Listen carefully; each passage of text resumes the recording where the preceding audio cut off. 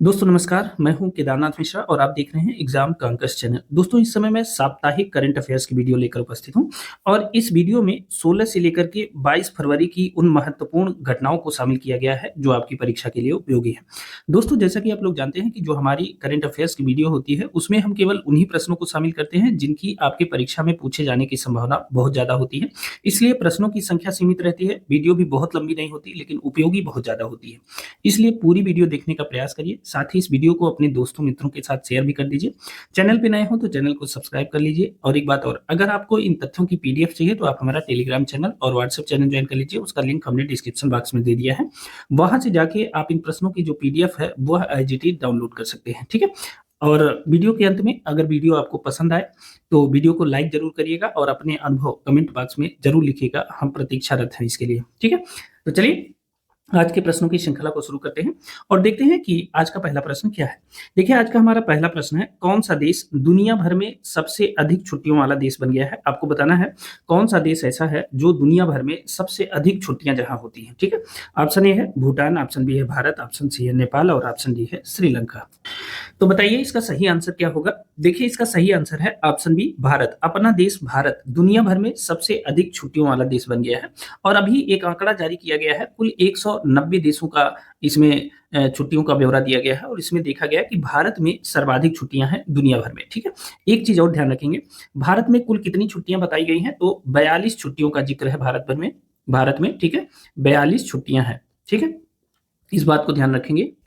लेकिन एक सावधानी आपको और बरतना है, ये जो 42 छुट्टियां हैं ना, यह केवल राष्ट्रीय अवकाश की बात की गई है, ठीक है। यह केवल राष्ट्रीय अवकाश की बात की गई है। भारत भर में 42 छुट्टियां जो हैं वह राष्ट्रीय अवकाश हैं, ठीक है। ध्यान रखेंगे इसमें गजटेड छुट्टियां, धार्मिक त्योहार, ये सब चीजें इसमें शामिल है।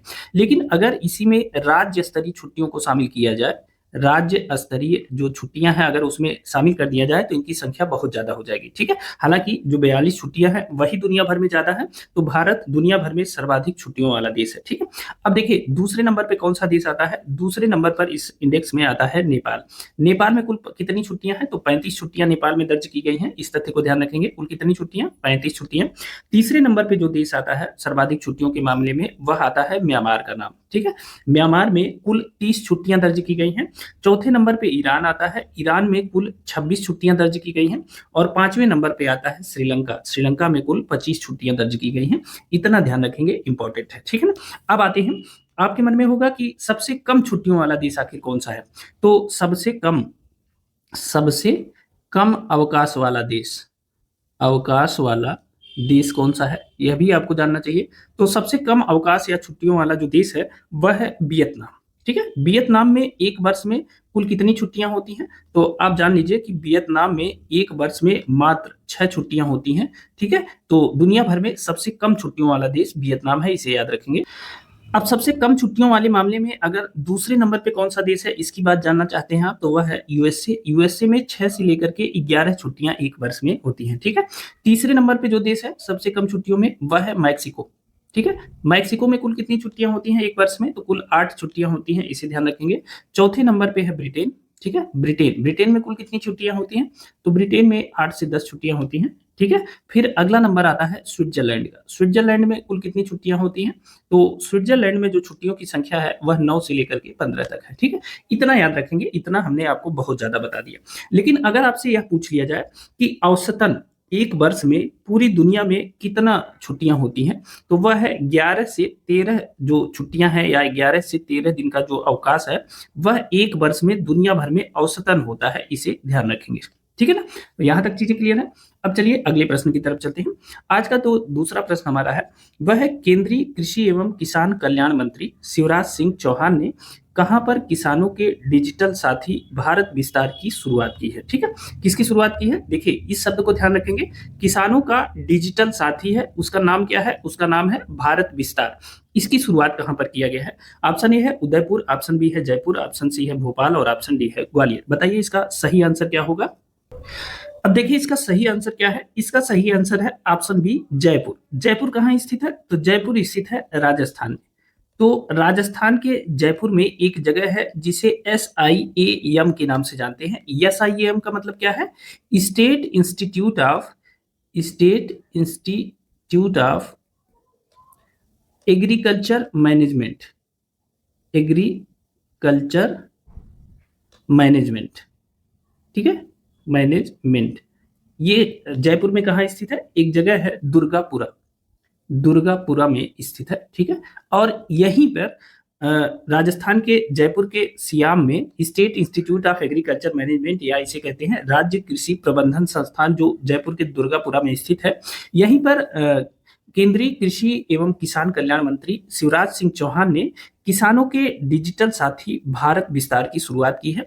आपके मन में एक प्रश्न उठना स्वाभाविक है कि इसकी शुरुआत कब की है या किस तिथि को किया है। तो ध्यान रखेंगे 17 फरवरी 2026 को इसे लॉन्च किया गया है, ठीक है। 17 फरवरी 2026 को इसकी शुरुआत उन्होंने की है, ठीक है। ये इतना इंपॉर्टेंट है। अब देखिए, भारत विस्तार के बारे में जानना आपको बहुत जरूरी है, क्योंकि यह जो भारत विस्तार है ना, इसमें आपने ऊपर देखा क्या बताया गया है, यह किसानों का डिजिटल साथी है। क्या है? यह किसानों का डिजिटल साथी है, पहली चीज, ठीक है। दूसरा, इसकी घोषणा कब की गई है? तो इसकी घोषणा अभी जो है बजट आया है 1 फरवरी 2026 को, ठीक है। 1 फरवरी 2026 को केंद्रीय बजट आया है। और आप जानते हैं कि जो केंद्रीय बजट है वह किसने पेश किया है? तो वित्त मंत्री ने पेश किया है। और वित्त मंत्री वर्तमान में कौन है? वह है निर्मला सीतारमण, ठीक है। इनके द्वारा यह बजट पेश किया गया है और इसी बजट में भारत विस्तार योजना की घोषणा की गई थी। और इसी घोषणा में भारत विस्तार के लिए 150 करोड़ रुपए का प्रावधान भी किया गया था। यहां तक चीजें क्लियर हैं, ठीक है। 150 करोड़ रुपए का प्रावधान किया गया। भारत विस्तार क्या है? किसानों का एक डिजिटल साथी है। मतलब किसान क्या करेंगे? डिजिटली इससे जुड़ सकेंगे। मतलब क्या? मतलब इस पर फोन कर सकेंगे, ठीक है। इससे चैट कर सकेंगे, मतलब बातचीत कर सकेंगे, फोन कर सकेंगे। क्या फोन करेंगे और क्या बातचीत करेंगे? जो किसानी से संबंधित समस्याएं हैं, खेती किसानी से संबंधित जो समस्याएं हैं, उसके संबंध में यह इसको फोन करेंगे और इससे चर्चा कर सकेंगे। यह डिजिटल प्लेटफॉर्म है। फोन करने के लिए एक नंबर है और वह नंबर पूरी तरह से टोल फ्री है। वह नंबर है 155261। इसी नंबर पे किसानों को कॉल करना होगा। अब अपनी जो समस्या है उसके बारे में बताना होगा। भारत विस्तार की एक विशेषता भी है। क्या विशेषता है? एक तरफ यह जो है किसानों के खेती बाड़ी से संबंधित जो समस्याएं हैं, खेती बाड़ी से संबंधित जो समस्याएं हैं उसको बताएगा, उसका हल उसका निदान करेगा, ठीक है। और दूसरा जो यह सबसे बड़ा काम करेगा, जो 10 बड़ी सरकारी योजनाएं हैं, ठीक है, 10 बड़ी सरकारी योजनाएं, या इसे संख्या में न जोड़िए, हो सकता है इनकी संख्या बढ़ जाए। तो जो सरकारी योजनाएं हैं, सरकारी योजनाएं, उनके बारे में भी किसानों को बताएगा, ठीक है। उनके बारे में भी बताया जाएगा कि ये योजनाएं हैं, आप इसका लाभ उठा सकते हैं, ठीक है। यहां तक चीजें क्लियर हैं। अब आप सोच रहे होंगे कि ये बताएगा कौन? तो हमने बताया कि डिजिटल साथी है जो आपको बताएगा। और यह डिजिटल जो साथी है वह एआई से लैस है, ठीक है। एआई से लैस है। क्या? यह डिजिटल साथी, ठीक है। अब डिजिटल साथी जब एआई से लैस है तो इसका नाम क्या रखा गया है? इसका नाम रखा गया है भारती, ठीक है। यही भारती जो है यह एआई के रूप में स्थापित है, पूरी तरह से डिजिटली। जब किसान 155261 पे कॉल करेगा, अपनी समस्या बताएगा, तो यही भारती उसकी समस्या का समाधान करेगा। इस बात को ध्यान रखेंगे, ठीक है। इसके लिए 150 करोड़ रुपए बजट में दिया गया था भारत विस्तार कार्यक्रम के लिए। उसे लॉन्च किया गया है 17 फरवरी को। और हमने आपको बताया दो तरह से, एक तो किसानों की खेती बाड़ी से संबंधित समस्याएं, जैसे मौसम के बारे में जानकारी ले सकते हैं इससे, ठीक है। मंडी में किसी फसल के भाव के बारे में जानकारी ले सकते हैं, ठीक है। किसी कीट रोग के संबंध में जानकारी ले सकते हैं, ठीक है। ऐसी मान लीजिए मिट्टी में कोई दिक्कत है, मिट्टी के संबंध में कोई सलाह ले सकते हैं। ये सारी चीजें यहाँ जानकारी ले सकते हैं, ठीक है। जहां तक सरकारी योजनाओं का संबंध है, कौन कौन सी सरकारी योजनाएं, तो जैसे मान लीजिए एक आध का नाम मैं गिना देता हूं। पीएम किसान योजना के संबंध में यहाँ से जानकारी ले सकते हैं, ठीक है। साथ ही मृदा स्वास्थ्य कार्ड के संबंध में यहाँ से जानकारी ले सकते हैं, मृदा स्वास्थ्य कार्ड इत्यादि 10 बड़ी योजनाएं वर्तमान में इस पे उपलब्ध हैं। 10 बड़ी योजनाओं के संबंध में इस समय जानकारी ले सकते हैं। अब आपके मन में एक प्रश्न होगा कि यह किस भाषा में बात करेगा, ठीक है। किस भाषा में बात करेगा?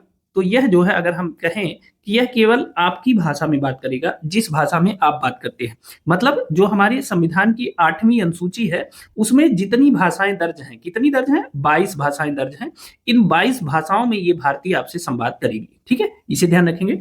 अब देखिए, अभी जब इसकी शुरुआत हो रही है तो शुरुआत में केवल इसमें 2 भाषाएं हैं, हिंदी और अंग्रेजी। धीरे धीरे 3 महीने में इसमें 6 भाषाएं हो जाएंगी, 6 महीने में 11 भाषाएं हो जाएंगी और धीरे धीरे इसमें 22 भाषाओं को जो हमारी 8वीं अनुसूची में दर्ज है उसको इसमें ऐड कर दिया जाएगा और 22 भाषाओं में किसान 24 घंटे और 7 दिन, यानी कहा जाता है कि 24x7 यहाँ से अपनी समस्याओं का समाधान खोज सकते हैं। ठीक है, तो याद रखिएगा, बहुत इंपॉर्टेंट है और भारत विस्तार आपकी परीक्षा में पूछा जाएगा, 100% पूछा जाएगा, इसे याद रखिएगा। ठीक, अब चलिए अगले प्रश्न को देख लेते हैं। देखिए, आज का हमारा तीसरा प्रश्न है, भारत ने 2.01 लाख टन चीनी का निर्यात किस देश को किया है? अब देखिए, ये डिस्प्यूटेड प्रश्न है। देखिए, भारत ने क्या किया है? 2.01 लाख टन चीनी का निर्यात किया है। ठीक है, चीनी का निर्यात किया है और कब किया है? 2025-26 में। 2025-26 में भारत ने 2.01 लाख टन चीनी का निर्यात किया है। अब इसमें प्रश्न पूछा गया है कि सर्वाधिक चीनी का निर्यात किस देश को किया गया है भारत के द्वारा, यह आपको बताना है। तो प्रश्न को सुधार लीजिएगा कि भारत ने 2.01 लाख टन चीनी का जो निर्यात है 2025-26 में किया है। अब इसमें से सर्वाधिक चीनी का निर्यात किस देश को किया गया है, यह आपको बताना है। ऑप्शन है संयुक्त अरब अमीरात, ऑप्शन बी है अफगानिस्तान, ऑप्शन सी है दक्षिण अफ्रीका और ऑप्शन डी है म्यांमार। बताइए इसका सही आंसर क्या होगा? तो देखिए, इसका सही आंसर है ऑप्शन ए, संयुक्त अरब अमीरात। भारत ने वर्ष 2025-26 में कुल 2.01 लाख टन चीनी का निर्यात किया है। इसमें से सर्वाधिक चीनी उसने यूएई को निर्यात किया है और कुल कितना निर्यात किया है? तो यूएई को 47,006 टन। ठीक है, 47,006 टन चीनी का निर्यात यूएई को किया गया है, यह पहले नंबर पे है। दूसरे नंबर पे इसके बाद सबसे ज्यादा चीनी का निर्यात किसको किया गया है? तो अफगानिस्तान को किया गया है और अफगानिस्तान को कुल 46,163 टन चीनी का निर्यात भारत के द्वारा किया गया है। ठीक है, यहां तक चीजें क्लियर है। अगर इससे भी आगे आयोग बढ़ता है और पूछता है कि तीसरे नंबर पे कौन सा देश है जिसको सर्वाधिक चीनी का निर्यात किया गया है, तो तीसरे नंबर पर वह देश है जिबूती। जिबूती को भारत ने सर्वाधिक चीनी का निर्यात किया है और लगभग 30,147 टन चीनी का निर्यात जिबूती को किया गया है। तो इस तथ्य को ध्यान रखेंगे, पहला ऑप्शन संयुक्त अरब अमीरात सही है, जिसे भारत ने सर्वाधिक चीनी का निर्यात किया है। ठीक है, चलिए अगला प्रश्न देख लेते हैं। देखिए, हमारा आज का चौथा प्रश्न है, हाल ही में भारत और फ्रांस के मध्य कितने समझौतों पर हस्ताक्षर हुए हैं? चौथा प्रश्न क्या है? भारत और फ्रांस के मध्य कितने समझौतों पर हस्ताक्षर हुए हैं? ऑप्शन ए है 12, ऑप्शन बी है 21, ऑप्शन सी है 25 और ऑप्शन डी है 16। बताइए इसका सही आंसर क्या होगा? तो देखिए, इसका सही आंसर है ऑप्शन बी 21। भारत और फ्रांस के बीच में हाल ही में कुल 21 समझौतों पर हस्ताक्षर हुए हैं और आप जानते हैं कि नई दिल्ली में इंडिया एआई इम्पैक्ट शिखर सम्मेलन का आयोजन किया गया और इसमें फ्रांस के राष्ट्रपति जो हैं इमैनुअल मैक्रों भी भारत आए थे इसमें हिस्सा लेने के लिए। और इस दौरान जो है भारत और फ्रांस के बीच में जो द्विपक्षीय वार्ता है, प्रधानमंत्री नरेंद्र मोदी और इमैनुअल मैक्रों के बीच में द्विपक्षीय वार्ता का आयोजन किया गया और उसमें ढेर सारे समझौते हुए। कुल 21 समझौतों पर हस्ताक्षर किया गया भारत और फ्रांस के बीच में। अब देखिए, प्रेस को संबोधित करते हुए दोनों नेताओं ने यह स्वीकार किया कि अब जो भारत और फ्रांस का संबंध है वह कोई सामान्य दोस्ताना संबंध नहीं है, बल्कि यह इस विशेष वैश्विक रणनीतिक भागीदारी के रूप में संबंध यह कन्वर्ट हो रहा है। मतलब अब जो है भारत और फ्रांस का जो संबंध है वह यह स्पेशल, देखिए ध्यान रखिएगा, वह स्पेशल ग्लोबल स्ट्रेटेजिक पार्टनरशिप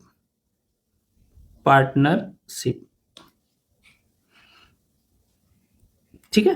तो भारत और फ्रांस के जो संबंध है वह अब किस में बदल रहे हैं? स्पेशल ग्लोबल स्ट्रेटेजिक पार्टनरशिप की तरफ जो है ये आगे बढ़ गए हैं। मतलब भारत और फ्रांस का संबंध विशेष वैश्विक रणनीतिक भागीदारी के रूप में स्थापित हो रहा है, इसे ध्यान रखेंगे। इसी दौरान प्रधानमंत्री मोदी ने एक घोषणा की कि भारत और फ्रांस मिलकर एक ऐसे हेलीकॉप्टर का निर्माण करने जा रहे हैं जो एवरेस्ट की ऊंचाई को नाप देगा। मतलब एवरेस्ट की ऊंचाई से भी ऊंचा उड़ने की क्षमता उसमें है। खास बात यह है कि इस हेलीकॉप्टर का जो निर्माण है वह भारत में किया जाएगा और मजे की बात यह है कि घोषणा करने के साथ साथ भारत में इस संयंत्र का भी उद्घाटन कर दिया गया जहां इस हेलीकॉप्टर का निर्माण होगा वह संयंत्र कहाँ स्थापित किया गया है? कर्नाटक में स्थापित किया गया है। और कर्नाटक में एक जगह है बेमागल, ध्यान रखेंगे कहाँ, बेमागल में इसका निर्माण किया जाएगा। अब आप सोच रहे होंगे आखिर उस हेलीकॉप्टर का नाम क्या है, तो उसका नाम है H-125। H-125 हेलीकॉप्टर है और इसकी जो उड़ान क्षमता है वह एवरेस्ट से ऊंचाई तक जाने की है। इसे ध्यान रखेंगे, एक इंजन वाला, एक पायलट वाला यह हेलीकॉप्टर है। इसके बारे में हम डिटेल से चर्चा करेंगे किसी अन्य वीडियो में, ठीक है। अभी हम सिर्फ आपको जानकारी दे रहे हैं। तो कर्नाटक के बेगाबल में इस हेलीकॉप्टर का निर्माण किया जाएगा, भारत में ही निर्माण किया जाएगा, भारत और फ्रांस के सहयोग से इसका निर्माण किया जाएगा और यह हेलीकॉप्टर एवरेस्ट की ऊंचाइयों से ऊंचा उड़ सकता है, ठीक है। तो इसे ध्यान रखेंगे। अब देखिए, भारत और फ्रांस के बीच में इस दौरान कुल 21 समझौते हुए। अब 21 का वर्णन तो मैं आपके साथ नहीं करूंगा, इनमें से कुछ महत्वपूर्ण समझौते हैं जिसकी चर्चा मैं कर लेता हूं। सबसे पहला समझौता कि भारत और फ्रांस अब क्या हुए, स्पेशल ग्लोबल स्ट्रेटेजिक पार्टनरशिप या स्ट्रेटेजिक भागीदार के रूप में स्थापित हो गए हैं, इसे ध्यान रखेंगे। दूसरा जो महत्वपूर्ण समझौता है वह भारत और फ्रांस ने वर्ष 2026 को इनोवेशन वर्ष के रूप में मनाने का निर्णय लिया है, ठीक है। ध्यान रखेंगे, भारत और फ्रांस ने क्या किया है, इनोवेशन वर्ष के रूप में वर्ष 2026 को मनाने का निर्णय लिया है। इस तथ्य को ध्यान रखेंगे, ठीक है। अब आपने अगला समझौता तो देखा ही कि जो ये कारखाना है, हेलीकॉप्टर निर्माण का कारखाना, इसकी शुरुआत भी हो गई है। रक्षा के क्षेत्र में जो सहयोग था उसको 10 साल के लिए आगे बढ़ा दिया गया है, उस समझौते का 10 साल के लिए नवीनीकरण कर दिया गया है। तो इस तरह से कुछ जो है समझौते हुए हैं। जैसे क्रिटिकल मिनरल्स का नाम आप लगातार सुनते होंगे, इसके संबंध में भी सहयोग की घोषणा की गई है। साथ ही रिन्यूएबल एनर्जी के संबंध में भी समझौता हुआ है भारत और फ्रांस के बीच में। एक सबसे बड़ा जो समझौता हुआ है वह हैमर मिसाइलों के निर्माण के लिए हुआ है, ठीक है। हैमर मिसाइलों के निर्माण के लिए एक समझौता हुआ है और यह निर्माण कहाँ किया जाएगा, यह निर्माण भारत में किया जाएगा, ठीक है। तो यानी मेक इन इंडिया को लगातार बढ़ावा देने का प्रयास प्रधानमंत्री मोदी के द्वारा किया जा रहा है और विभिन्न देशों से इन जो रक्षा सामग्रियां हैं इनका जो निर्माण भारत में किया जा रहा है विभिन्न देशों के द्वारा भारत से समझौतों के तहत, यह भारत के मेक इन इंडिया कार्यक्रम का बढ़ता हुआ स्वरूप है, ठीक है। तो इसे ध्यान रखेंगे, यह भी इंपॉर्टेंट है। अगले प्रश्न की तरफ चलते हैं। आज का जो हमारा 5वां प्रश्न है वह है, हाल ही में व्हाट्सएप पर पूरी तरह प्रतिबंध लगाने वाला देश कौन बन गया है। आपको बताना है हाल ही में किस देश ने व्हाट्सएप पर पूरी तरह से प्रतिबंध लगा दिया है। ऑप्शन ए है उत्तर कोरिया, ऑप्शन बी है चाइना, ऑप्शन सी है रसिया और ऑप्शन डी है इंडोनेशिया। तो व्हाट्सएप पर पूरी तरह प्रतिबंध लगाने वाला देश कौन बन गया है, वह बन गया है रूस। आप जानते हैं कि वर्तमान में रूस और यूक्रेन का वर्षों से युद्ध छिड़ा हुआ है और रूस लगातार जो है व्हाट्सएप, टेलीग्राम जैसे प्लेटफॉर्म से अपनी सूचनाओं को लीक करने की शिकायत करता रहा है और कुछ डाटा लेने का प्रयास करता रहा है व्हाट्सएप और टेलीग्राम से, ठीक है। तो उसने कुछ डाटा मांगा इनसे और व्हाट्सएप की बात हम बता रहे हैं, जो व्हाट्सएप ने बताया कि हमने डाटा देने से मना कर दिया, इसलिए जो है रसिया ने इसे पूरी तरह से प्रतिबंधित कर दिया, ठीक है। किसको प्रतिबंधित, व्हाट्सएप को रसिया में पूरी तरह से इसीलिए प्रतिबंधित कर दिया क्योंकि उसने डाटा शेयर करने से मना कर दिया। जबकि रसिया का कहना है कि उसने व्हाट्सएप ने जो वहां के नियम है उसका उल्लंघन किया है, स्थानीय नियमों का, और कुछ प्रतिबंधित सामग्रियां जो व्हाट्सएप पे पड़ी रहती हैं उसको हटाने की शिकायत रसिया के द्वारा की गई थी, रसिया प्रशासन एडमिनिस्ट्रेशन के द्वारा। तो वह मानने से इनकार कर दिया व्हाट्सएप ने, इसीलिए जो है उस पर प्रतिबंध लगाया गया है, ठीक है। लेकिन कुछ अन्य स्रोत कहते हैं कि जो रसिया है उसका अपना एक स्वदेशी ऐप उसने डेवलप किया है जिसका नाम है मैक्स, और वह जो है अपने स्वदेशी ऐप को बढ़ावा देने के लिए भी उसने व्हाट्सएप को पूरी तरह से प्रतिबंधित किया है। तो बात जो भी हो, आपको सिर्फ इतना याद रखना है कि व्हाट्सएप पर पूरी तरह प्रतिबंध लगाने वाला देश हाल ही में कौन बन गया है, तो वह रसिया बना है, रूस बन गया है, इसे याद रखेंगे, ठीक है। अगला देख लेते हैं। आज का जो 6वां प्रश्न है वह है, प्रधानमंत्री नरेंद्र मोदी ने कहां पर कुमार भास्कर वर्मा सेतु का उद्घाटन किया है, ठीक है। आपको बताना है कि किसने उद्घाटन किया है, प्रधानमंत्री नरेंद्र मोदी ने किस चीज का उद्घाटन किया है, कुमार भास्कर वर्मा सेतु का उद्घाटन किया है, ठीक है। कहां पे किया है आपको यह बताना है। तो ऑप्शन ए है गुवाहाटी, ऑप्शन बी है दिसपुर, ऑप्शन सी है डिब्रूगढ़ और ऑप्शन डी है माजुली। तो बताइए प्रधानमंत्री नरेंद्र मोदी ने कहां पर कुमार भास्कर वर्मा सेतु का उद्घाटन किया है। तो इसका सही आंसर है गुवाहाटी। असम के गुवाहाटी में प्रधानमंत्री नरेंद्र मोदी ने कुमार भास्कर वर्मा सेतु का उद्घाटन किया है। आपके मन में यह प्रश्न उठ रहा होगा कि आखिर इस सेतु का जो निर्माण है वह किस नदी पर किया गया है। तो याद रखिए ब्रह्मपुत्र नदी पर इस सेतु का निर्माण किया गया है, ठीक है। अब देखिए गुवाहाटी मुख्यालय से उत्तरी गुवाहाटी जाने में कुल 45 से लेकर के 60 मिनट का समय लगता था। लेकिन यह जो पुल बन गया है कुमार भास्कर वर्मा जो पुल है, इसका जो निर्माण हो गया है, इससे अब यह जो दूरी है यह मात्र 5 से 10 मिनट में कवर हो जाएगी। सोचिए कितना आवश्यक था पुल। याद रखेंगे यह जो पुल है यह भूकंप रोधी तकनीक से इसका निर्माण किया गया है। और ध्यान रखेंगे इसकी जो टोटल लंबाई है वह 1.24 किलोमीटर है। ठीक है, इसे भी याद रखिएगा, यह भी इंपॉर्टेंट है। ठीक है, तो इसे इस किस नदी पर बनाया गया है और इसका नाम, दोनों चीज याद रखेंगे। गुवाहाटी में इसका निर्माण किया गया है, यह भी याद रखेंगे। ठीक है, अगला देख लेते हैं। आज का जो हमारा 7वां प्रश्न है वह है कि आईआईटी मद्रास ने किस देश में अपना पहला applied AI innovation centre launch किया है। आपको बताना है आईआईटी मद्रास ने किस देश में अपना पहला applied AI innovation centre launch किया है। ऑप्शन ए है संयुक्त राज्य अमेरिका, ऑप्शन बी है संयुक्त अरब अमीरात, ऑप्शन सी है जापान, ऑप्शन डी है कनाडा। बताइए इसका सही आंसर क्या होगा। अच्छा देखिए, इसका सही आंसर होगा ऑप्शन बी संयुक्त अरब अमीरात, या इसे यूएई के नाम से भी जानते हैं। ठीक है, यहाँ पर आईआईटी मद्रास ने अपना पहला applied AI innovation centre launch किया है। अब यहाँ पे कहाँ लॉन्च किया गया है, तो यहाँ पे दुबई में इसे लॉन्च किया गया है। दुबई में एक जगह है कॉमर्स सिटी, क्या है, कॉमर्स सिटी, यहाँ पर इसे लॉन्च किया गया है। ठीक है, इस तथ्य को ध्यान रखेंगे। कब लॉन्च किया गया है, तो 18 फरवरी को इसे लॉन्च किया गया है, 18 फरवरी 2026 को। ठीक है, इस तथ्य को भी याद रखेंगे। और इस दौरान एक सम्मेलन हो रहा था, उस सम्मेलन का नाम था वर्ल्ड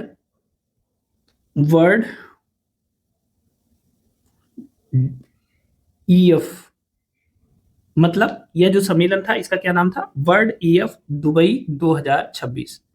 दुबई 2026, इसका मतलब यह एक वैश्विक ई कॉमर्स शिखर सम्मेलन था। ठीक है, कौन सा सम्मेलन, ई कॉमर्स शिखर सम्मेलन था, वैश्विक ई कॉमर्स शिखर सम्मेलन था। दुबई कॉमर्स सिटी में इसका आयोजन हुआ था 12 से 14 फरवरी के बीच में। और इसमें वास्तव में डिजिटल व्यापार, एआई, साइबर सिक्योरिटी और सप्लाई चेन पर मुख्यतः चर्चा हुई थी। एक बड़ा सम्मेलन था। ठीक है, इसे ध्यान रखेंगे। इसी दौरान आईआईटी मद्रास के द्वारा यहाँ पर मतलब अपना पहला applied AI innovation centre Dubai में लॉन्च किया गया, इसे ध्यान रखेंगे।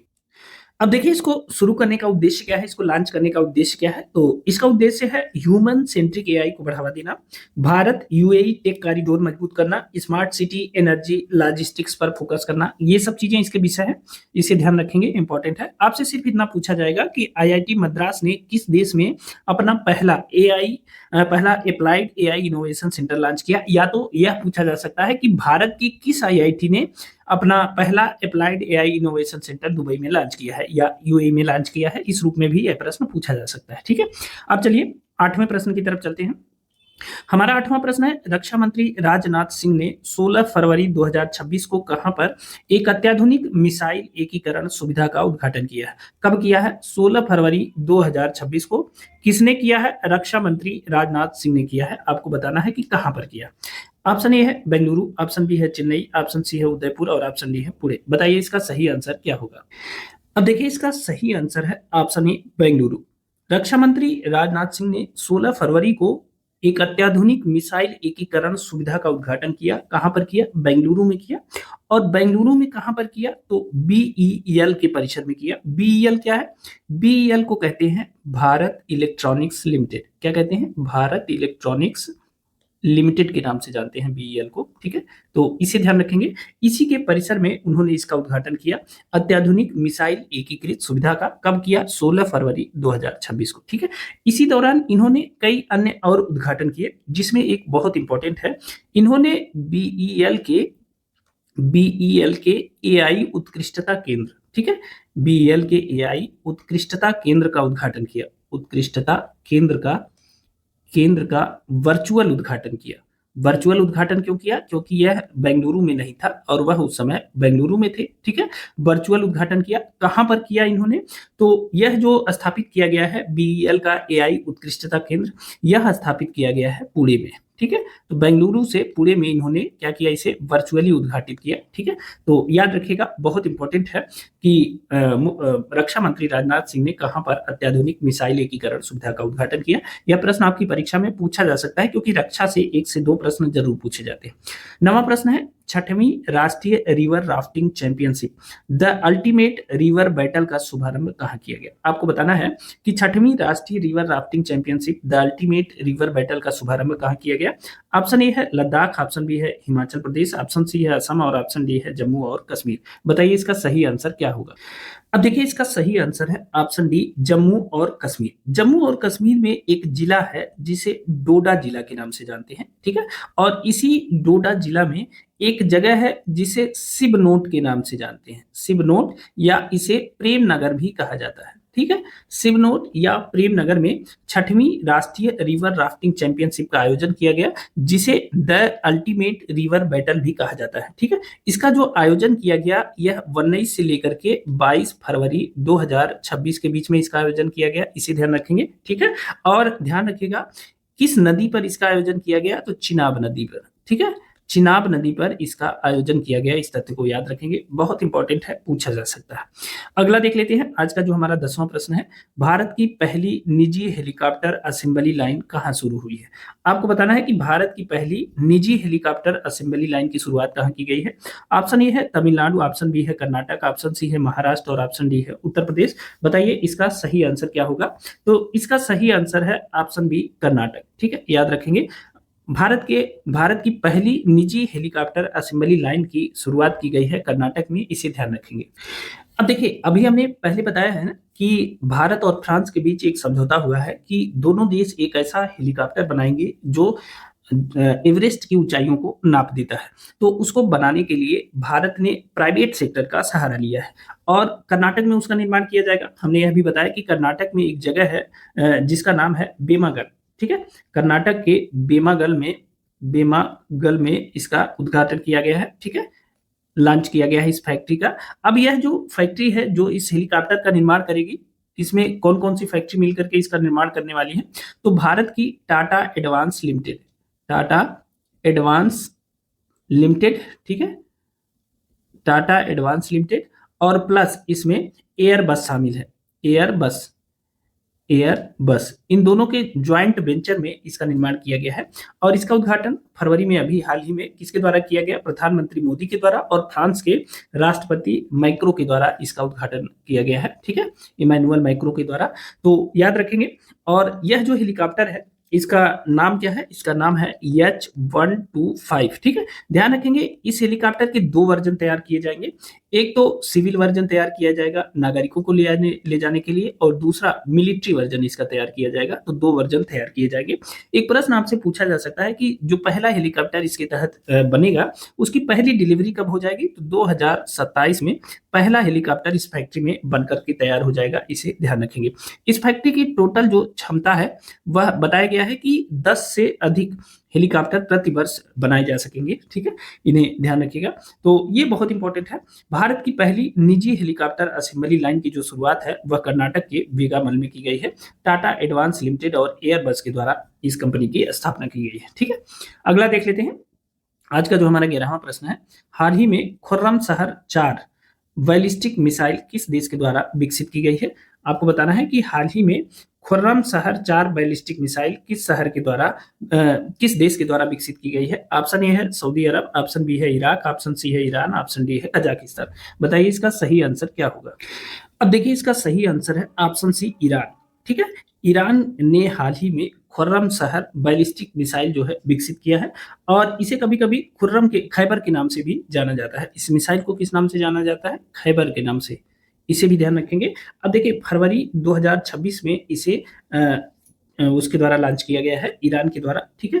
तो यह इंपॉर्टेंट है। सबसे खास बात इसकी मारक क्षमता के बारे में है, ठीक है, मारक क्षमता।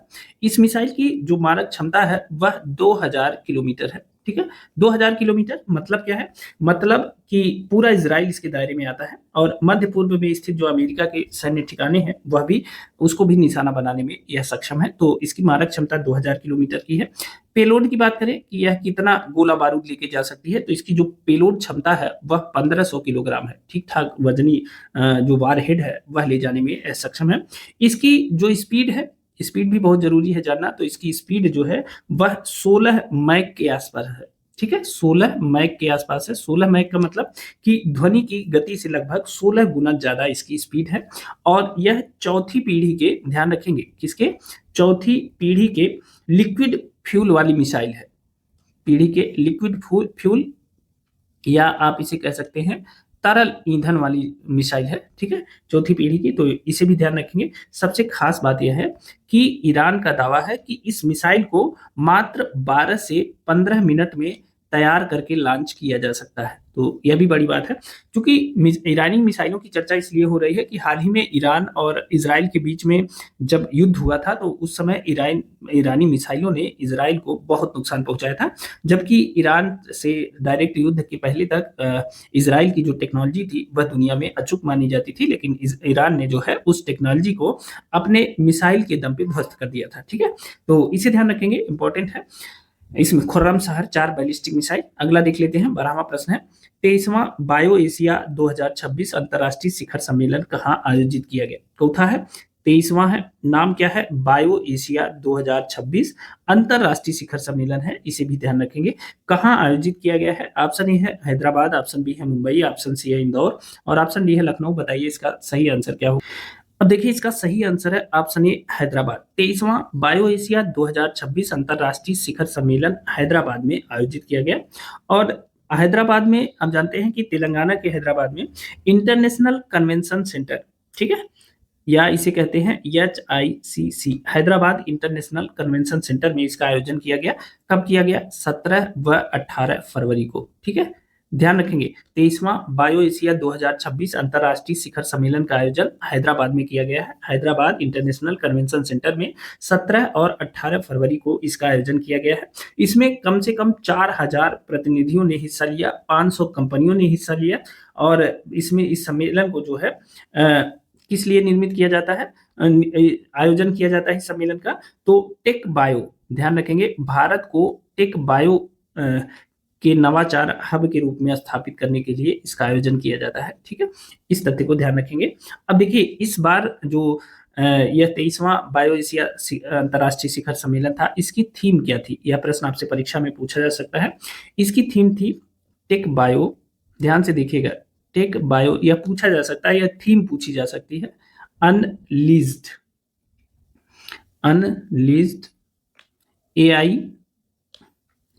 AI automation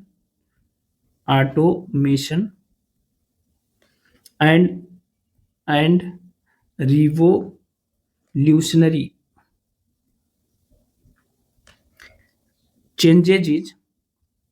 changes in life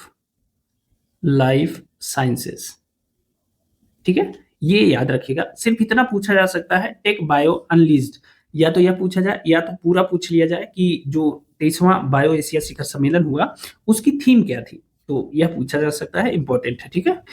अच्छा एक बात और ध्यान रखिएगा, 23वां जो बायो एशिया 2026 का शिखर सम्मेलन हुआ अंतर्राष्ट्रीय, इसमें एक पुरस्कार भी दिया गया है, ठीक है, और इस पुरस्कार का नाम है जीनोम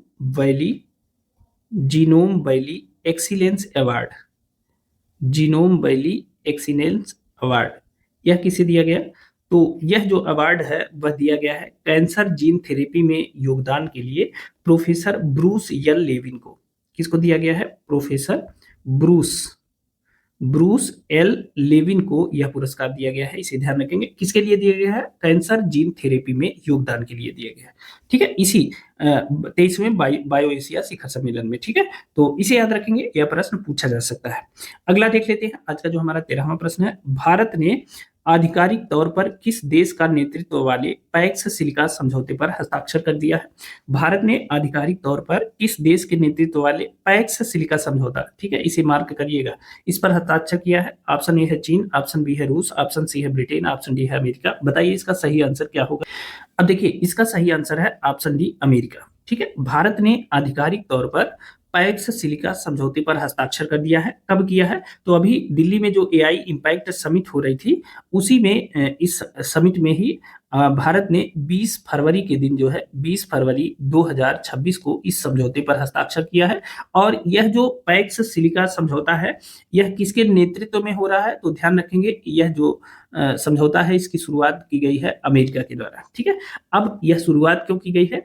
इसका उद्देश्य है एआई, सेमीकंडक्टर और महत्वपूर्ण खनिजों के लिए सुरक्षित आपूर्ति श्रृंखला का निर्माण करना। ठीक है, और इसके लिए चीन पर निर्भरता कम करना। ठीक है, खास बात यह है कि जो रेयर अर्थ मेटल है, ठीक है, दुर्लभ मृदा खनिज जो है, उनकी जो उपलब्धता है उसे सुनिश्चित करना और उनकी आपूर्ति को सुनिश्चित करना है। ठीक है, इस तथ्य को ध्यान रखेंगे। अब इस सम्मेलन में कुल कितने देश शामिल हैं? तो कुल 10 देश पैक्स सिलिका समझौते में शामिल हो गए हैं, इसे ध्यान रखेंगे। 10 देश कौन कौन से हैं? तो एक तो इसमें जापान शामिल है, दक्षिण कोरिया इसमें शामिल है, जापान, दक्षिण कोरिया, सिंगापुर इसमें शामिल है। ठीक है, 10 देशों के नाम आपको जानने चाहिए। सिंगापुर के बाद ब्रिटेन शामिल है। ठीक है, क्योंकि पूछ लिया जाएगा इसमें से कौन शामिल नहीं है, केवल 10 ही देश हैं, तो उतना आप याद कर सकते हैं। यूएई शामिल है, ऑस्ट्रेलिया शामिल है, ऑस्ट्रेलिया भी इसमें शामिल है। ठीक है, और इसके बाद कनाडा भी इसमें शामिल है, और ईयू भी भागीदार है। ठीक है, यूरोपीय यूनियन भी इसमें भागीदार है, और भारत ने भी इसमें सिग्नेचर कर दिया है, तो भारत भी इसमें शामिल कर दिया गया है। ठीक है, तो रेयर अर्थ मेटल की जो सप्लाई है वह बाधित न होने पाए, क्योंकि रेयर अर्थ मेटल जो होता है उसी से सेमीकंडक्टर और महत्वपूर्ण जो खनिज है उसमें बड़ा यूज होता है रेयर अर्थ मेटल का।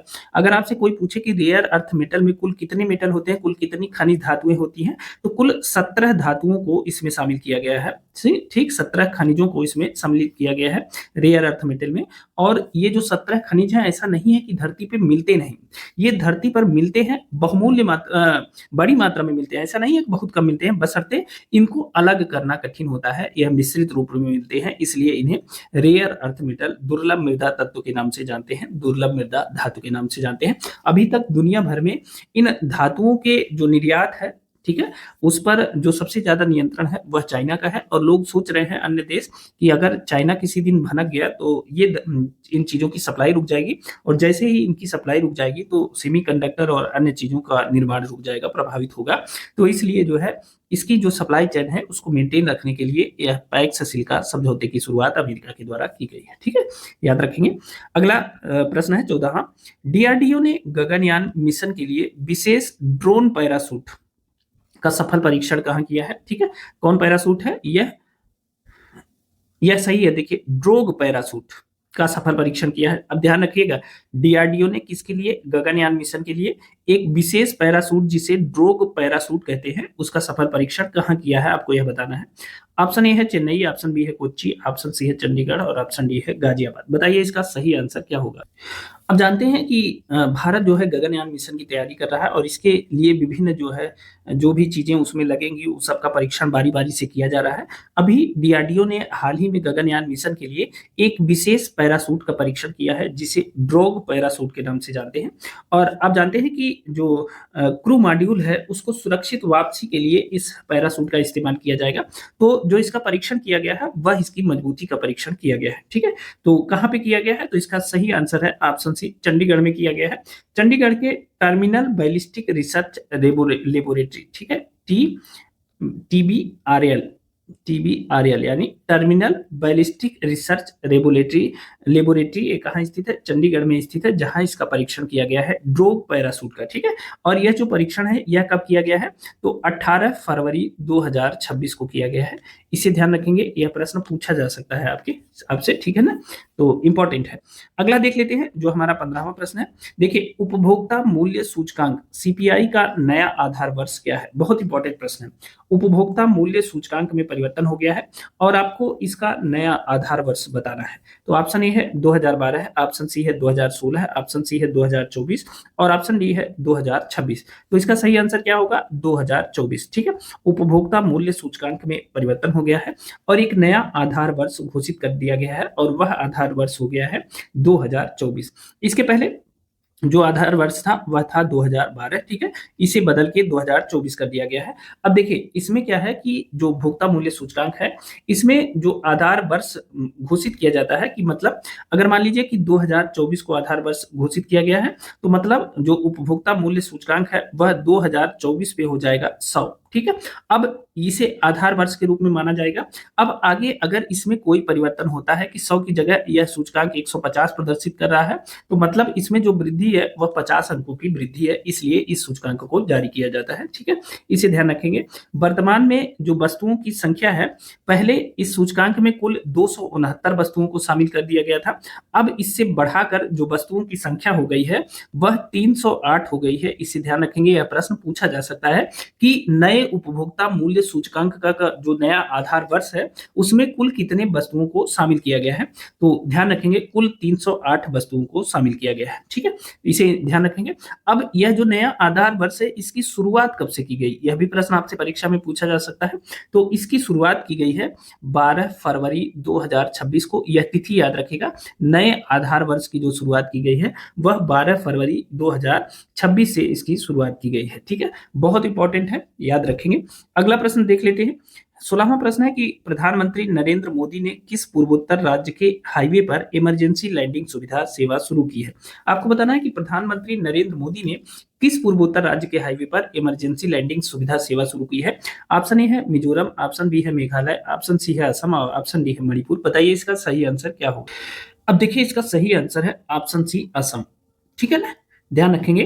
प्रधानमंत्री नरेंद्र मोदी ने पूर्वोत्तर राज्य असम के डिब्रूगढ़ जिले में, ठीक है, कहा असम के डिब्रूगढ़ जिले में एक जगह है मोरन बाईपास, मोरन बाईपास, ठीक है, ये नेशनल हाईवे है। यहीं पर पूर्वोत्तर भारत की पहली, इस बात को ध्यान रखेंगे, यह पूर्वोत्तर भारत की पहली इमरजेंसी लैंडिंग सुविधा है या इमरजेंसी लैंडिंग फैसिलिटी है, ईएलएफ है। ठीक है, इसे ध्यान रखेंगे। इसकी शुरुआत इनके द्वारा कब की गई है, तो 14 फरवरी को इसकी शुरुआत इनके द्वारा किया गया है, प्रधानमंत्री मोदी के द्वारा। ठीक है, अब आपसे यह प्रश्न पूछा जा सकता है कि पूर्वोत्तर वह कौन सा पूर्वोत्तर राज्य है जिसके हाईवे पर इमरजेंसी लैंडिंग सुविधा प्रधानमंत्री नरेंद्र मोदी के द्वारा शुरू की गई है। तो असम में शुरू की गई है, असम के डिब्रूगढ़ में मोरन बाईपास पर 14 फरवरी 2026 को। यह पूर्वोत्तर का पहला राज्य है जहां यह सुविधा लॉन्च की गई है, शुरू की गई है। ठीक है, आप जानते हैं कि जैसे ही कोई प्राकृतिक आपदा होती है, युद्ध होता है, तो ऐसे समय में अगर मान लीजिए कि आपका जो हवाई अड्डा है वह किसी तरह से प्रभावित है, तो इमरजेंसी में लैंडिंग के लिए ऐसे हाईवे का निर्माण भारत कर रहा है लगातार, कि कहीं भी जो निर्धारित स्थान है उस पर जो हमारे राफेल विमान है, जो फाइटर जेट हैं, जो सुखोई हैं, जो मिग है, वह लैंडिंग कर सके। ठीक है, तो असम के डिब्रूगढ़ में इसकी शुरुआत की गई है, इसे ध्यान रखेंगे, पूर्वोत्तर राज्य में पहली बार।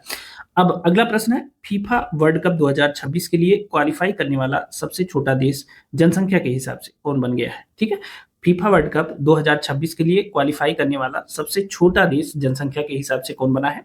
ऑप्शन ए है वेटिकन सिटी, ऑप्शन बी है कुराकाओ, ऑप्शन सी है आइसलैंड और ऑप्शन डी है इनमें से कोई नहीं। ये तो पुराना प्रश्न है, ये हमने आपको एक बार पढ़ाया भी है। इसका जो सही आंसर होगा वह होगा कि कुराकाओ। ठीक है, कुराकाओ जो है फीफा वर्ल्ड कप 2026 के लिए क्वालिफाई करने वाला दुनिया का सबसे छोटा देश बन गया है, और इसकी जो जनसंख्या है, टोटल जनसंख्या 1.56 लाख, मतलब 1.5 लाख लोग हैं बस। ठीक है, और इसने फीफा वर्ल्ड कप के लिए क्वालिफाई कर लिया है। ठीक है, तो याद रखिएगा, बहुत इंपॉर्टेंट है। ठीक है, और फीफा वर्ल्ड कप जो है इसमें कुल कितनी टीमें हिस्सा ले रही हैं इस बार, तो कुल 48 टीमें इसमें हिस्सा ले रही हैं, इसे भी ध्यान रखेंगे, इंपॉर्टेंट है। ठीक है, अच्छा देखिए, कुराकाओ के पहले केवल आइसलैंड ऐसा देश था जो सबसे कम आबादी वाला देश था, जिसने जो है आइसलैंड, जिसने जो है फीफा वर्ल्ड कप के लिए क्वालिफाई किया था 2018 में। ठीक है, तो इसे ध्यान रखेंगे। लेकिन उस समय जो आइसलैंड की आबादी थी वह लगभग 3.5 लाख के आसपास थी। तो अभी उसने जो है रिकॉर्ड तोड़ दिया है कुराकाओ ने, और यह जो है दुनिया का सबसे कम आबादी वाला पहला देश बन गया है जिसने फीफा वर्ल्ड कप 2026 के लिए क्वालिफाई किया है। ठीक है, अगला देख लेते हैं। 18वां प्रश्न है, 7 फरवरी 2026 के इंटरनेट के पितामह का 91 वर्ष की आयु में निधन हो गया, इनका क्या नाम है। कब निधन हुआ, 7 फरवरी 2026 को किसका निधन हुआ, इंटरनेट के पितामह का 91 वर्ष की आयु में निधन होता है, इनका नाम आपको बताना है। ऑप्शन ए है David J Farber, option B है रॉबर्ट कान, ऑप्शन सी है विंट सर्फ, ऑप्शन डी है चार्ल्स बेबेज। बताइए इसका सही आंसर क्या होगा। अब देखिए इसका सही आंसर है option A David J Farber. David J Farber का 7 फरवरी को 91 वर्ष की आयु में निधन हो गया है, और इन्हें इंटरनेट के पितामह के नाम से जाना जाता है। इनका जो निधन है कहाँ हुआ, टोक्यो में हुआ है। ठीक है, जापान की राजधानी टोक्यो में इनका निधन हुआ है, इन्हें ध्यान रखेंगे, ठीक है। अब 1970 के दशक में इन्होंने नेटवर्किंग क्षेत्र में एक बहुत बड़ा अनुसंधान किया था, ठीक है, और इस क्षेत्र में इन्होंने बहुत काम किया है और इंटरनेट के विकास में इनके योगदान को के कारण ही इन्हें इंटरनेट का पितामह कहा जाता है, ठीक है। देखिए, नेटवर्किंग शोध के क्षेत्र में यूनिवर्सिटी ऑफ कैलिफोर्निया और डेलावेयर में CS net, NSF net, NREN जैसे प्रमुख अमेरिकी रिसर्च नेटवर्क की स्थापना में इनकी भूमिका रही है। किसकी स्थापना इन्होंने किया है? CS नेट की स्थापना किया है, ठीक है, और साथ ही NSF नेट की स्थापना इन्होंने किया है, ठीक है, और NREN की स्थापना इन्होंने किया है, ठीक है। ये अमेरिकी रिसर्च नेटवर्क हैं, इन सब की स्थापना में इनका योगदान है, ठीक है। इनके 2 छात्र हैं जो बहुत फेमस हुए थे और उन छात्रों की चर्चा करते हैं। उसके पहले हम आपको बता दें कि 1977 में इन्होंने एक भविष्यवाणी की थी, ठीक है, और उस भविष्यवाणी में इन्होंने ईमेल और डिजिटल संचार की संभावना बताई थी, ठीक है। ईमेल की संभावना इन्होंने बताई थी, साथ ही डिजिटल संचार या कम्युनिकेशन की बात इन्होंने की थी कि भविष्य में ऐसा हो सकता है, ठीक है। और इनके 2 शिष्य थे जिनकी चर्चा हम आपसे करना चाहेंगे। एक थे जोनाथन पोस्टेल थे, इनके शिष्य थे और इन्होंने आगे चल करके इंटरनेट पे जो IP आप पढ़ते हैं, इंटरनेट प्रोटोकॉल, ठीक है, इंटरनेट प्रोटोकॉल का जो उदय होता है, ठीक है, इसका जो विकास होता है इंटरनेट प्रोटोकॉल, इसके विकास में जोनाथन पोस्टेल ने बहुत योगदान दिया था। यह डेविड जे फार्बर के शिष्य थे, ठीक है, इसे ध्यान रखेंगे। साथ ही एक और शिष्य थे इनके, पॉल मैकराटिस। क्या नाम था? उनका नाम था पॉल माकापैट्रिस। ये कौन थे? ये भी उनके शिष्य थे, ठीक है, और इन्होंने DNS मतलब डोमेन नेम सिस्टम DNS के विकास में बहुत बड़ा योगदान दिया था, ठीक है। तो इन्हें याद रखेंगे। सिर्फ आप इतना याद रखिए कि हाल ही में जिसका निधन हुआ है 7 फरवरी को, इंटरनेट के पितामह के रूप में प्रसिद्ध थे, उनका नाम क्या है? तो डेविड जे फार्बर नाम है, इसे ध्यान रखेंगे, ठीक है। 19वें प्रश्न को देख लेते हैं। किस राज्य ने ज्वारीय बाढ़ को राज्य विशिष्ट आपदा घोषित किया है? आपको बताना है ज्वारीय बाढ़ को किस राज्य ने राज्य विशिष्ट आपदा घोषित किया है। ऑप्शन ए है गुजरात, ऑप्शन बी है पश्चिम बंगाल, ऑप्शन सी है आंध्र प्रदेश, ऑप्शन डी है केरल। बताइए इसका सही आंसर क्या होगा? तो इसका सही आंसर है ऑप्शन डी, केरल। केरल सरकार ने जो है ज्वारीय बाढ़ को राज्य विशिष्ट आपदा घोषित किया है, मतलब राज्य में आने वाली एक विशेष प्रकार की आपदा इसे घोषित किया है। चलिए अगला प्रश्न देख लेते हैं। देखिए आज का हमारा 20वां प्रश्न है। किस देश ने संयुक्त राष्ट्र की संस्था विश्व खाद्य कार्यक्रम WFP के साथ वैश्विक स्तर पर भूख और कुपोषण से निपटने के लिए 5 साल के चावल आपूर्ति समझौते पर हस्ताक्षर किए? ठीक है, ध्यान रखेंगे, संयुक्त राष्ट्र की एक संस्था है विश्व खाद्य कार्यक्रम, वर्ल्ड फूड प्रोग्राम, ठीक है। इसके साथ वैश्विक स्तर पर भूख और कुपोषण से निपटने के लिए 5 साल के चावल आपूर्ति समझौते पर किस देश ने हस्ताक्षर किया है, आपको यह बताना है। ऑप्शन ए है चाइना, ऑप्शन बी है इंडोनेशिया, ऑप्शन सी है जापान और ऑप्शन डी है भारत। बताइए इसका सही आंसर क्या होगा। अब देखिए इसका सही आंसर है ऑप्शन डी, भारत। भारत सरकार ने संयुक्त राष्ट्र की जो विश्व खाद्य कार्यक्रम संस्था है उसके साथ एक समझौता किया है, यानी भारतीय खाद्य निगम ने, भारतीय फूड कॉर्पोरेशन ऑफ इंडिया ने वर्ल्ड फूड प्रोग्राम के साथ समझौता किया है। कब किया है? यह 18 फरवरी 2026 को इन दोनों में यह समझौता हुआ है, ठीक है।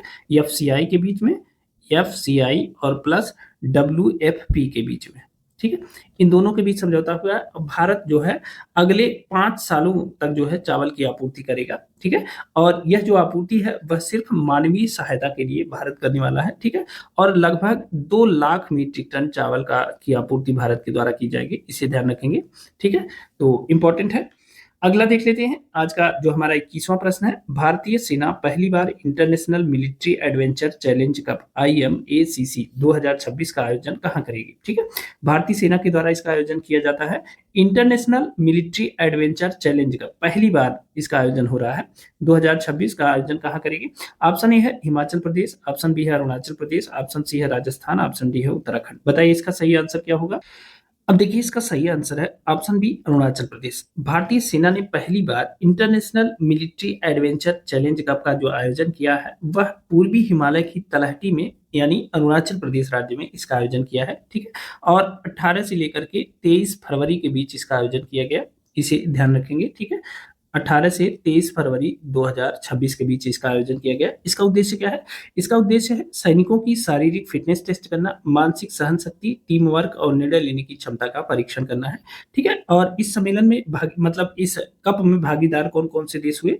तो वह Bhutan, Brazil, Kazakhstan, Kyrgyzstan, Nepal, Sri Lanka, Saudi Arab के साथ भारतीय सेना, वायुसेना, तटरक्षक और आईटीबीपी के जवानों ने इसमें हिस्सा लिया। ठीक है, तो याद रखेंगे, इंपॉर्टेंट है कि भारतीय सेना के द्वारा पहली बार इसका आयोजन किया गया है international military adventure challenge cup का। ठीक है, तो इसे याद रखिएगा।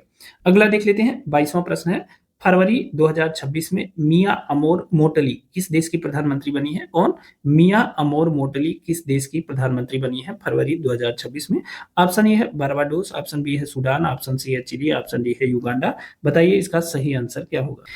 अब देखिए मिया अमोर मोटली बारबाडोस की प्रधानमंत्री बनी है। ठीक है, ध्यान रखेंगे, एक खास बात यह है कि यह जो है लगातार तीसरी बार प्रधानमंत्री बनी है बारबाडोस की, लगातार तीसरी बार, और यह इंपॉर्टेंट है, यह आपकी परीक्षा में पूछा जाएगा। ठीक है, मिया अमोर मोटली लगातार तीसरी बार बारबाडोस की प्रधानमंत्री बनी है। 23वें प्रश्न के देख लेते हैं। देखिए, किस देश ने एलएसडी से होने वाली दुर्लभ आनुवंशिक बीमारियों के लिए पहला राष्ट्रीय बायो बैंक लॉन्च किया है? आपको बताना है किस देश ने एलएसडी का मतलब होता है लाइसोसोमल स्टोरेज डिसऑर्डर। ठीक है, उससे होने वाली दुर्लभ आनुवंशिक बीमारियों के लिए पहला राष्ट्रीय बायो बैंक लॉन्च किया है। देखिए एलएसडी का मैं लिख देता हूं, एलएसडी का मतलब होता है लाइसोसोमल स्टोरेज डिसऑर्डर, ठीक है, इससे होने वाली दुर्लभ आनुवंशिक बीमारियों के लिए पहला राष्ट्रीय बायो बैंक कहाँ लॉन्च किया गया है, आपको यह बताना है। ऑप्शन ए है नेपाल, ऑप्शन बी है भारत, ऑप्शन सी है अर्जेंटीना, ऑप्शन डी है चीन। बताइए इसका सही आंसर क्या होगा? अब देखिए इसका सही आंसर है ऑप्शन बी भारत। ठीक है, भारत ने, देखिए एलएसडी क्या है? यह एक दुर्लभ आनुवंशिक बीमारी होती है। ठीक है, इससे, और यह पहला राष्ट्रीय बायो बैंक लॉन्च किया गया है भारत के द्वारा एलएसडी से होने वाली जो दुर्लभ बीमारियां हैं। ठीक है, और इसमें 15 राज्यों के कुल जो है 530 रोगी हैं। ठीक है, 530 रोगियों के जो जीनोमिक डीएनए है, प्लाज्मा है, मूत्र है, उसको इकट्ठा करके यहाँ पे इस बायो बैंक में रखा गया है और इस पे लगातार रिसर्च जारी है। ठीक है, इसका उद्देश्य क्या है? जो यह बायो बैंक स्थापित किया गया है, इसका उद्देश्य इस बीमारी के संबंध में अनुसंधान करना, स्क्रीनिंग करना, स्टेम सेल थेरेपी और सटीक चिकित्सा को बढ़ावा देना। वर्तमान में अगर एलएसडी से होने वाली दुर्लभ आनुवंशिक बीमारियों के प्रभावित लोगों की संख्या के मामले में पूछा जाए तो वर्तमान में इसके जो रोगी हैं वह 12,000 प्लस हैं। ठीक है, तो इसे ध्यान रखेंगे, इंपॉर्टेंट है। और यह प्रश्न आपकी परीक्षा में पूछा जा सकता है। एलएसडी का मतलब होता है लाइसोसोमल स्टोरेज डिसऑर्डर। ठीक है, और इसके लिए यह एक आनुवंशिक बीमारी है, इससे होने वाली जो बीमारी है आनुवंशिक बीमारी, और इसके लिए पहला राष्ट्रीय बायो बैंक लॉन्च किया गया है, इसे ध्यान रखेंगे। ठीक है, 24वें प्रश्न को देख लेते हैं। स्मार्टफोन यूजर्स के मामले में भारत दुनिया में किस स्थान पे है? आपको बताना है कि स्मार्टफोन यूजर्स के मामले में भारत दुनिया में किस स्थान पे है। तो ऑप्शन ए है पहले, ऑप्शन बी है दूसरे, ऑप्शन सी है तीसरे और ऑप्शन डी है चौथे। बताइए इसका सही आंसर क्या होगा? तो देखिए इसका सही आंसर है भारत दूसरे स्थान पे है स्मार्टफोन यूजर्स के मामले में। तो पहले स्थान पे कौन है? पहले स्थान पे है 110 करोड़ की देखिए पहले स्थान पे है चाइना। ठीक है, चाइना में कुल 110 करोड़ मोबाइल के यूजर हैं। ठीक है, भारत की बात करेंगे, भारत में वर्तमान में जो मोबाइल यूजर है वह 100 करोड़ है। ठीक है, तो भारत दूसरे नंबर पे है, इसे ध्यान रखेंगे मोबाइल यूजर के मामले में। ठीक है ना।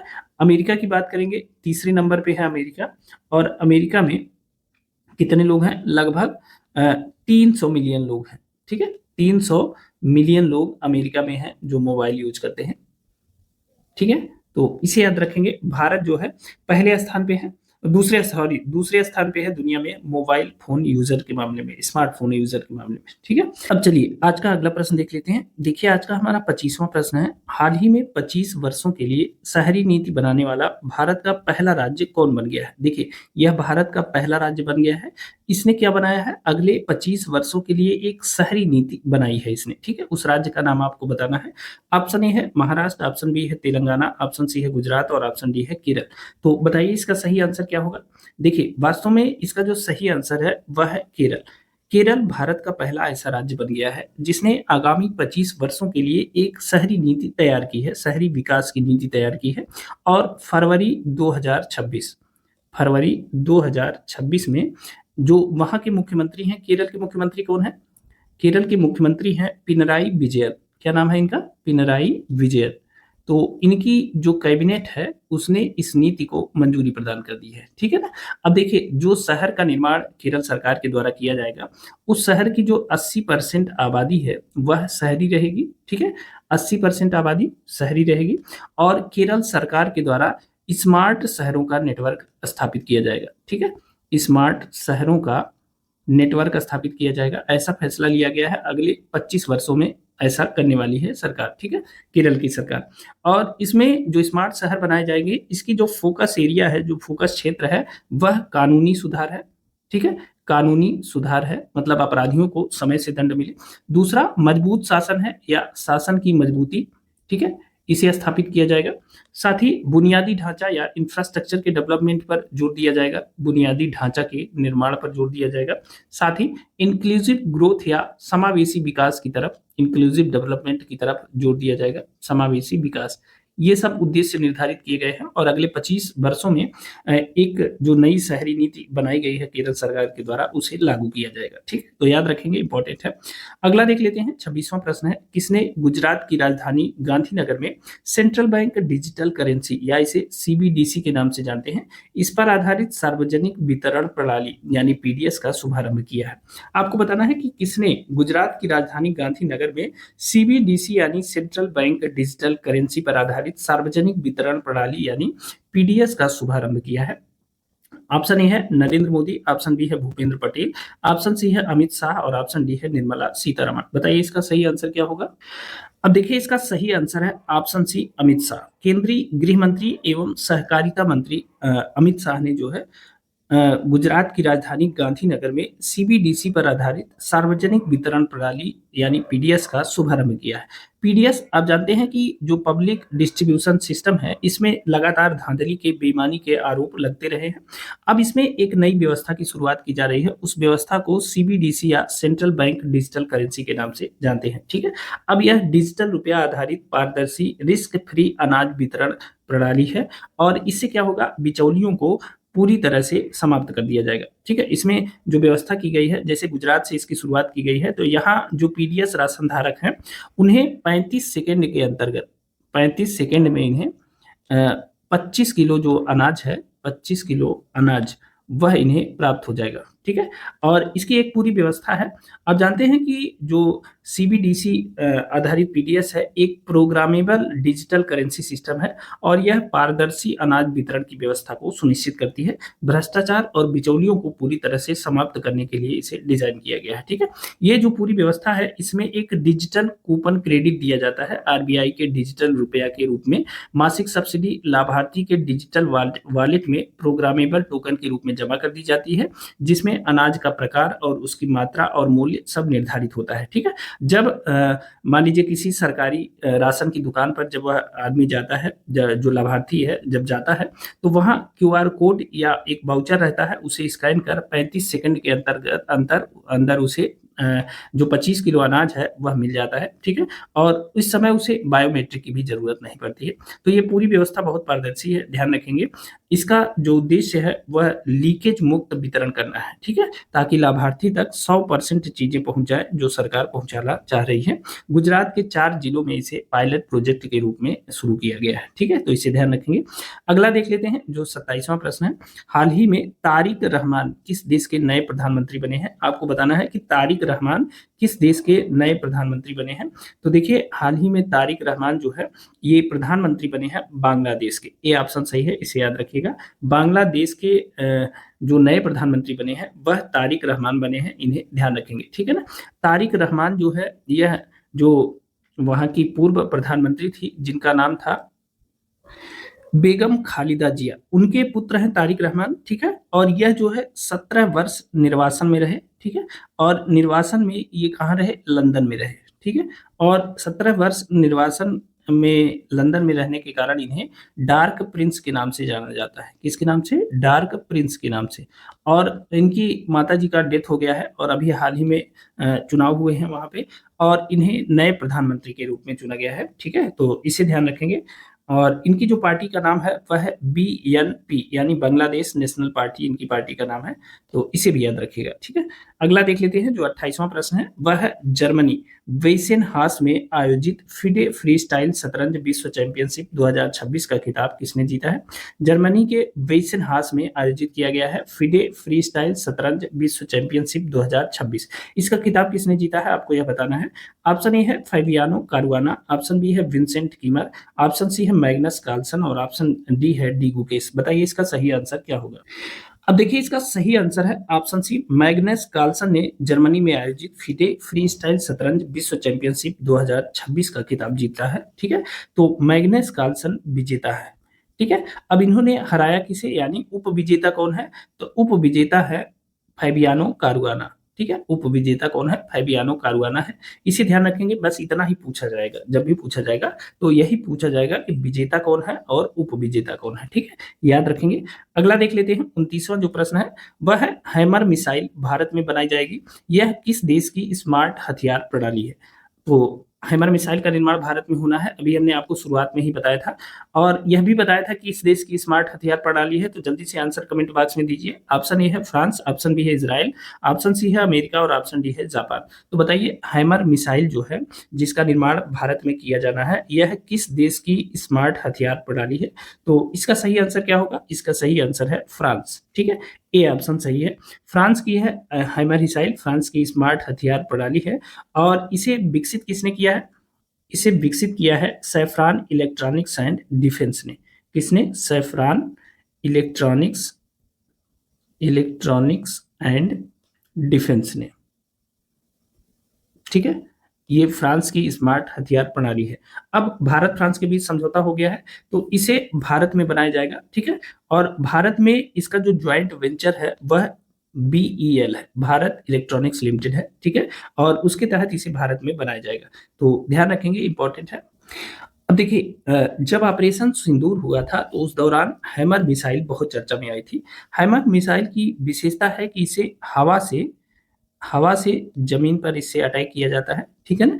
और यह जो है लेजर गाइडेड होती है, ठीक है। लेजर गाइडेड होती है।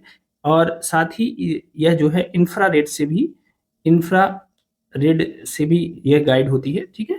तो इसके आधार पर यह चलती है। और इसकी जो रेंज है, इसकी रेंज है 60 से 70 किलोमीटर, ठीक है। रेंज कितनी है? रेंज है 60 से लेकर के 70 किलोमीटर। तो बहुत इंपॉर्टेंट है। और जब ऑपरेशन सिंदूर हुआ था तो इसने आतंकी ठिकानों पर जो है बहुत सटीक तरीके से हमला किया था, ठीक है। तो याद रखिएगा इस मिसाइल का जो निर्माण है यह भारत में होना है, ठीक है। और BEL भारत इलेक्ट्रॉनिक्स लिमिटेड और सैफरान इलेक्ट्रॉनिक्स एंड डिफेंस के ज्वाइंट वेंचर में इस कंपनी को स्थापित किया गया है और उसी में इसका निर्माण किया जाएगा, ठीक है। अगला देखते हैं, जो 30वां प्रश्न है, किसे वर्ष 2025 की BBC Indian sports women of the year चुना गया है?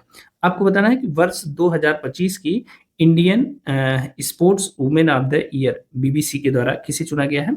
ऑप्शन ए है हरमनप्रीत कौर, ऑप्शन बी है स्मृति मंधाना, ऑप्शन सी है प्रीति पाल और ऑप्शन डी है दिव्या देशमुख। बताइए इसका सही आंसर क्या होगा। अब देखिए इसका सही आंसर है ऑप्शन बी, स्मृति मंधाना को। देखिए BBC द्वारा वर्ष 2025 के लिए Indian sports women of the year चुना गया है स्मृति मंधाना को। इसे ध्यान रखेंगे। और आप जानते हैं कि स्मृति मंधाना ने 2025 जो अभी महिला विश्व कप जो भारतीय टीम ने जीता है, इसमें इन्होंने बहुत महत्वपूर्ण योगदान दिया था। कुल 434 रन इन्होंने बनाए थे, ठीक है। और सबसे तेज 50 ओवर अंतर्राष्ट्रीय शतक, 50 ओवर में सबसे तेज अंतर्राष्ट्रीय शतक इन्होंने बनाया 50 गेंदों में, और इन्होंने विराट कोहली का रिकॉर्ड तोड़ा, ठीक है। साथ ही WPL में इन्होंने RCB के साथ 2 खिताब जीता। RCB की एक कप्तान है, आप जानते हैं। और WPL में इन्होंने अभी तक 2 खिताब जीत लिया है, ठीक है। तो इसे ध्यान रखेंगे। और BBC के द्वारा अन्य जो पुरस्कार दिए गए हैं, उभरती खिलाड़ी का जो पुरस्कार है, इमर्जिंग प्लेयर का उभरती खिलाड़ी का जो पुरस्कार है वह दिया गया है दिव्या देशमुख को। किसको? दिव्या देशमुख को। और दिव्या देशमुख शतरंज विश्व कप की विजेता है। क्या है? इन्होंने शतरंज विश्व कप जीता है और इसके लिए इन्हें यह पुरस्कार दिया गया है। ठीक है। साथ ही पैरा स्पोर्ट्स वुमन का जो पुरस्कार दिया गया है, पैरा स्पोर्ट्स वुमन का जो पुरस्कार दिया गया है वह प्रीति पाल को दिया गया है। किसको? प्रीति पाल को दिया गया है। ठीक है। और लाइफ टाइम अचीवमेंट का पुरस्कार किसे दिया गया है? तो वह अंजलि भागवत को दिया गया है। किसको? अंजलि भागवत को। तो इतनी चीजें याद रखिएगा, ये बहुत इंपॉर्टेंट है। इसमें से कोई भी प्रश्न आपकी परीक्षा में पूछा जा सकता है। सबसे इंपॉर्टेंट तो यही है कि BBC Indian sports woman of the year किसे चुना गया है? स्मृति मंधाना को। और 50 ओवर वाले जो एक दिवसीय क्रिकेट मैच होते हैं उसमें सबसे कम गेंदों पर शतक लगाने वाली खिलाड़ी का नाम क्या है? भारतीय खिलाड़ी का, तो वह है स्मृति मंधाना। इसे भी याद रखिएगा आप, यह भी प्रश्न पूछा जा सकता है। ठीक है।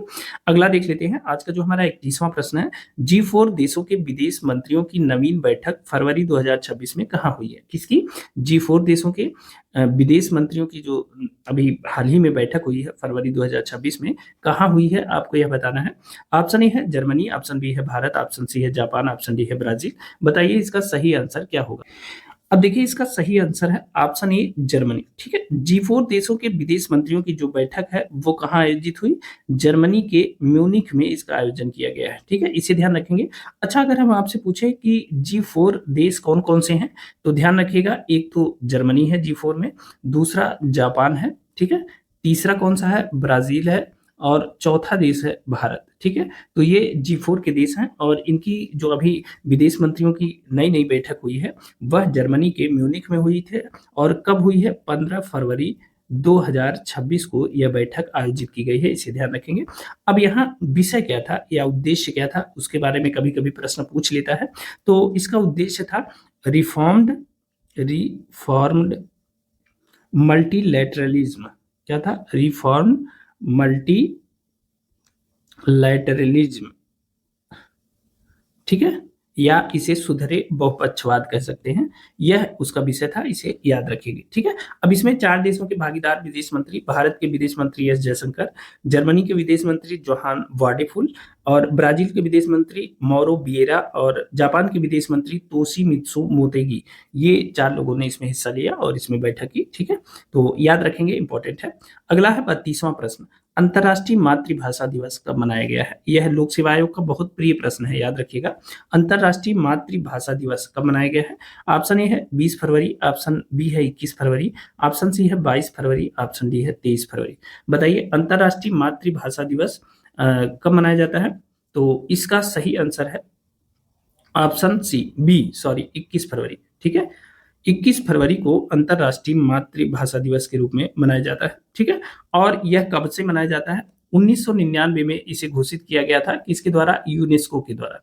ठीक है, यूनेस्को के द्वारा 1999 में 21 फरवरी को अंतर्राष्ट्रीय मातृभाषा दिवस के रूप में मनाए जाने का निर्णय लिया गया था। ठीक है, और इसे वर्ष 2000 से इसे मनाना शुरू किया गया है। ठीक है, इसे ध्यान रखेंगे। ठीक, अब देखिए इसकी जो थीम है 2026 की, 2026 के अंतर्राष्ट्रीय मातृभाषा दिवस की थीम क्या है? यह प्रश्न परीक्षा में पूछा जा सकता है। तो इसकी थीम है कि बहुभाषी शिक्षा में तकनीक। क्या है? बहुभाषी शिक्षा में तकनीक। यह प्रश्न आपकी परीक्षा में पूछा जा सकता है। हमने आपको पहले बताया कि यह उत्तर प्रदेश लोक सेवा आयोग का फेवरेट क्वेश्चन है, तो इसे याद रखिएगा। इसकी थीम है अंतर्राष्ट्रीय मातृभाषा दिवस 2026 की बहुभाषी शिक्षा में तकनीक। ठीक है, बहुत इंपॉर्टेंट है, याद रखेंगे। अगला प्रश्न है 33वां प्रश्न है, हाल ही में नक्सल मुक्त घोषित होने वाला राज्य कौन बना है? आपको बताना है हाल ही में नक्सल मुक्त घोषित होने वाला राज्य कौन बना है। ऑप्शन ए है बिहार, ऑप्शन बी है छत्तीसगढ़, ऑप्शन सी है उड़ीसा, ऑप्शन डी है तेलंगाना। बताइए इसका सही आंसर क्या होगा। तो देखिए इसका जो सही आंसर है वह है ऑप्शन ए बिहार। ठीक है, नक्सल मुक्त घोषित होने वाला जो राज्य बना है वह बिहार बना है, इसे ध्यान रखेंगे। ठीक है, इसके पहले अभी दिसंबर में जो है दिसंबर 2025 में मध्य प्रदेश जो है पूरी तरह से नक्सल मुक्त बना था। अब बिहार पूरी तरह से नक्सल मुक्त बन गया है। ठीक है, अब जानते हैं केंद्रीय गृह मंत्री ने मार्च 2026 का एकदम टारगेट तय किया है, मार्च 2026 का, और जिसका उन्होंने लोकसभा में उल्लेख किया था कि 31 मार्च 2026 तक भारत से नक्सलवाद को पूरी तरह से समाप्त कर दिया जाएगा, और वर्तमान में सरकार उस लक्ष्य को लेकर आगे बढ़ रही है। ठीक है, तो मार्च में मध्य प्रदेश नक्सल मुक्त हुआ, अभी बिहार नक्सल मुक्त हो गया है पूरी तरह से, इसे ध्यान रखेंगे, इंपॉर्टेंट है। देखिए, बिहार के मुंगेर का जो अंतिम नक्सलवादी नेता था, उसका नाम था सुरेश कोड़ा। ठीक है, सुरेश कोड़ा, और सुरेश कोड़ा ने अभी हाल ही में आत्मसमर्पण कर दिया, और यह आखिरी नक्सली था, ठीक है ना, बिहार का। तो इसके आत्मसमर्पण के बाद बिहार पूरी तरह से नक्सल मुक्त हो गया है। पहले बिहार के कुल 23 जिले नक्सल युक्त थे। ठीक है, 23 जिले जो है नक्सल से प्रभावित थे, और वर्तमान में फ्री हो गया है। ठीक है, नक्सलियों से, तो इसे ध्यान रखेंगे, इंपॉर्टेंट है। आज का 34वां और आखिरी प्रश्न है, एपेडा ने तमिलनाडु की जीआई टैग प्राप्त सलेम साबूदाना की पहली खेप किस देश को भेजी है? आपको बताना है कि एपेडा ने तमिलनाडु की जीआई टैग प्राप्त सलेम साबूदाना की पहली खेप किस देश को भेजी है? ऑप्शन ए है अमेरिका, ऑप्शन बी है जर्मनी, ऑप्शन सी है कनाडा, और ऑप्शन डी है ब्राजील। बताइए इसका सही आंसर क्या है? देखिए, इस प्रश्न को ऐसे भी पूछा जा सकता है कि सलेम साबूदाना ये किस राज्य की जीआई टैग प्राप्त फसल है? तो यह तमिलनाडु की है। ठीक है, इसे ध्यान रखेंगे। अब यहाँ की पहली खेप इसकी किस देश को भेजी गई है? तो इसका सही आंसर क्या होगा? इसका सही आंसर है कनाडा। ठीक है, कनाडा को इसकी पहली खेप भेजी गई है, तो इसे ध्यान रखेंगे। मार्च 2023 में इसे जीआई टैग दिया गया था। कब? मार्च 2023 में, और इसके बाद इसका जो है पहला निर्यात हुआ है, और कनाडा में इसे भेजा गया है, इसे याद रखिएगा। अब देखिए, यह जो पहली खेप भेजी गई है, यह 18 फरवरी को भेजी गई है। ठीक है, 18 फरवरी 2026 को सलेम साबूदाना की पहली खेप भेजी गई है कनाडा को।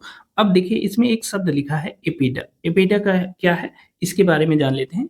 APEDA, ये एपीडा है। एपीडा का फुल फॉर्म क्या है? अक्सर परीक्षाओं में पूछ लिया जाता है। एपीडा का फुल फॉर्म है agriculture and processed food, agriculture and processed food products export development authority, export development authority, यह इसका फुल फॉर्म भी पूछा गया है, ध्यान रखेंगे। ठीक है, इसका फुल फॉर्म भी परीक्षाओं में पूछा गया है। अब यह जो अथॉरिटी है ना, इसे हिंदी में कृषि एवं प्रसंस्कृत खाद्य उत्पाद निर्यात विकास प्राधिकरण के नाम से जानते हैं। ठीक है, इसकी स्थापना कब की गई?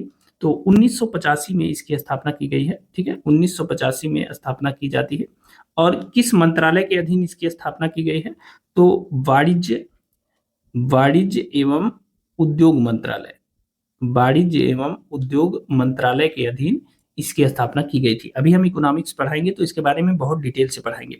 इसका जो मुख्य कार्य है, अब ध्यान रखेंगे, यह एक वैधानिक निकाय है, संवैधानिक नहीं है, यह एक वैधानिक निकाय है। ठीक है, इसे ध्यान रखेंगे। ठीक है, अब इसका जो मुख्य कार्य है वह कृषि उत्पादों जैसे फल, सब्जी, मसाले, अनाज, मांस, डेयरी, इसके निर्यात को बढ़ावा देना है। ठीक है, तो इसी ने कनाडा में ये निर्यात किया है, सलेम साबूदाना। ठीक है, तो इसीलिए एपीडा के बारे में पूछा गया है। तो यह निर्यात को बढ़ावा देने के लिए काम करता है। इसका जो काम है बहुत लंबा चौड़ा है। हम जब इकोनॉमिक्स पढ़ाएंगे तो इस संस्था के बारे में बहुत डिटेल से बताएंगे। ठीक है, तो ये था आज का आखिरी प्रश्न।